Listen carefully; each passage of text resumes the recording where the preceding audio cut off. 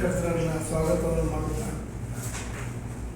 ಬಹಳ ವಿಶೇಷವಾಗಿ ಹೊರೆ ಉಳಿಸಿ ಅಜೆಂಡದ ಅಡಿಯಲ್ಲಿ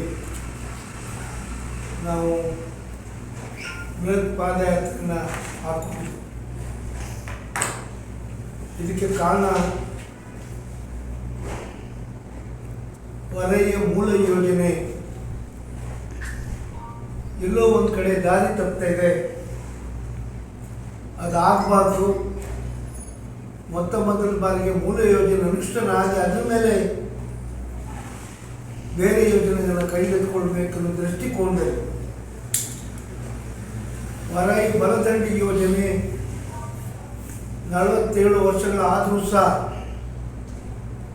ಈ ಭಾಗದ ರೈತರ ವಂಚಿತರಾಗಿರುವುದು, ನೀರಿನ ವಂಚಿತರಾಗಿರುವುದರಿಂದ ಅದನ್ನು ತ್ವರಿತಗತಿಯಲ್ಲಿ ಅನುಷ್ಠಾನ ಆಗಬೇಕನ್ನೋ ರೀತಿಯಲ್ಲಿ ನಾವು ಈ ಪಾದಯಾತ್ರೆ ಹಾಕ್ಕೊಂಡಿದ್ದೇವೆ. ಎರಡನೇದಾಗಿ ಸಿದ್ದಾಪುರ ಏತ ನೀರಾವರಿ ಇವತ್ತು ಸಹ ಅದು ಗೋಪಾಲ್ ಪೂಜಾರಿ ಲೆಟರ್ ಕೊಟ್ಟಿದ್ದಾರೆ, ಬಂದಾಗುತ್ತೆ ಎನ್ನುವ ಸುಳ್ಳು ಅಪಾದನೆಗಳನ್ನು ಜನರಿಗೆ ಮೂಡಿಸ್ತಾ ಇದ್ದಾರೆ. ಅದೊಂದು ಸುಳ್ಳು ಅಪಪ್ರಚಾರ ಅನ್ನೋದಕ್ಕೆ ಪಾದಯಾತ್ರೆ ಮೂಲಕ ಯಾವುದೇ ಕಾರಣಕ್ಕೂ ಸಿದ್ದಾಪುರ ಏತ ನೀರಾವರಿಯನ್ನು ರದ್ದು ಮಾಡಲಿಕ್ಕೆ ನಾವು ಬಿಡುವುದಿಲ್ಲ. ಆ ಕಾಮಗಾರಿಯನ್ನು ಚಾಚು ತಪ್ಪದ ಅನುಷ್ಠಾನ ಆಗಬೇಕು.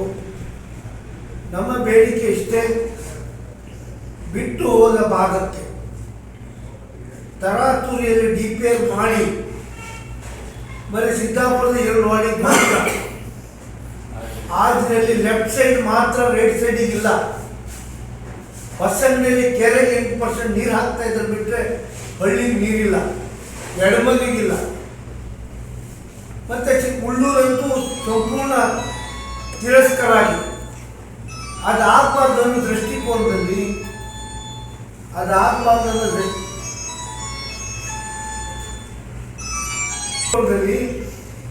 ನಾವು ಇವತ್ತು ಸಂಪೂರ್ಣ ನಗರ ಕ್ಷೇತ್ರದ ಈ ಭಾಗದ ರೈತರಿಗೆ ನೀರು ಕೊಡಬೇಕು ಅನ್ನೋ ರೀತಿಯಲ್ಲಿ ಬಲದಂಡಿ ಯೋಜನೆ ಅನುಷ್ಠಾನ ಆಗೋದ್ರ ಒಟ್ಟಿಗೆ ಸಿದ್ದಾಪುರ ಏತ ನೀರಾವರಿ ಬಿಟ್ಟು ಹೋದ ಭಾಗಕ್ಕೆ ರೈತರಿಗೆ DPR ಅನ್ನು ಚೇಂಜ್ ಮಾಡಿ ಬಿಟ್ಟು ಹೋದ ಭಾಗಕ್ಕೆ ನೀರನ್ನು ಕೊಡುವಂಥ ಒಂದು 50 ಕೋಟಿ ಎಕ್ಸ್ಟ್ರಾ ಹಣ ಕೊಟ್ಟು ಆ ರೈತರಿಗೂ ನೀರು ಕೊಡಬೇಕನ್ನೋ ದೃಷ್ಟಿಯಲ್ಲಿ ಈ ಪಾದಯಾತ್ರೆಯನ್ನು ಎತ್ಕೊಂಡಿದ್ದೆವು.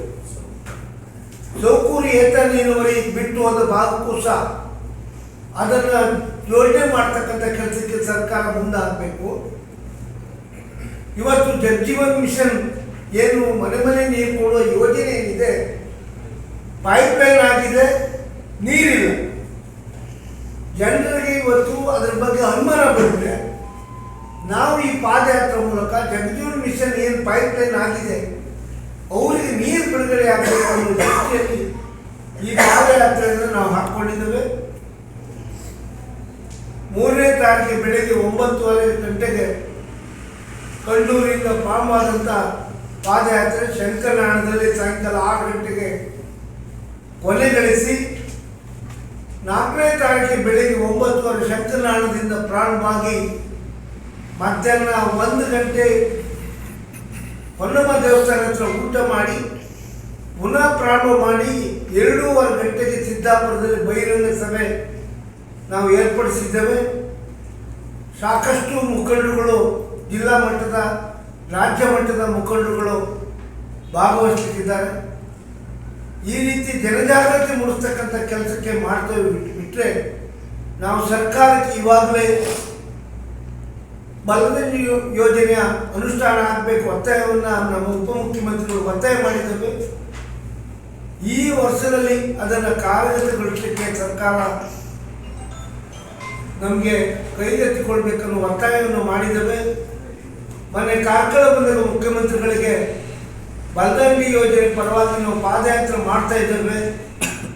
ನಾವು ಪಾದಯಾತ್ರೆ ಮೂಲಕ ನಾವು ಒತ್ತಾಯ ಮಾಡಿ ನಾವು ಏನು ಕಮಿಟಿ ಇವತ್ತು ಮಾಡಿಕೊಂಡಿದ್ದೇವೆ, ಹೊರೈ ನದಿ ಉಳಿಸಿ ಅನ್ನೋ ಕಮಿಟಿ ಏನಿದೆ, ಆ ಕಮಿಟಿಯ ಮುಖಂಡರನ್ನು ಕರ್ಕೊಂಡು ಉಪಮುಖ್ಯಮಂತ್ರಿ ಮತ್ತು ಮುಖ್ಯಮಂತ್ರಿ ಭೇಟಿಯಾಗಿ ಇದನ್ನು ತ್ವರಿತಗತಿಯಲ್ಲಿ ಸೆಕ್ಷನ್ ಆಗಬೇಕು ಅನ್ನೋ ಒತ್ತಾಯವನ್ನು ಮಾಡಲಿಕ್ಕೆ ಬೆಂಗಳೂರಿಗೆ ನಿಯೋಗವನ್ನು ಕರ್ಕೊಂಡು ಹೋಗಬೇಕನ್ನೋ ತೀರ್ಮಾನ ತಗೊಂಡಿದ್ದೇನೆ.